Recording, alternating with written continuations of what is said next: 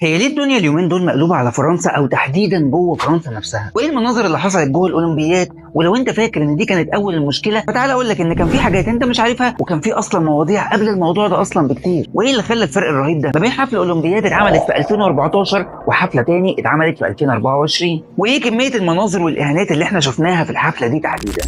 هحكي لك شويه حاجات في الفيديو ده تقريبا اول مره تسمعها، بس عايزك تعمل متابعه بقى اليومين دول عشان انت مقصر شويه. الموضوع بدا زي اي حفله اولمبياد عاديه، المرشحين بيبداوا يروحوا فيها للمكان اللي موجود فيه الحفله عشان يمارسوا الرياضات اللي موجوده هناك، بس الموضوع كان اكبر من كده، لانه اللاعبين دول لما راحوا بداوا يقولوا كلام غريب قوي عن حاجات بتتعمل معاهم هناك في المعسكرات، وانه كان اقل حاجه موجوده بتتقدم لهم هو الاكل. تخيل الاكل، يعني الموضوع ما كانش في مجرد دكاتره او تدريبات او حاجات زي كده، لا الموضوع كان في الاكل والشرب.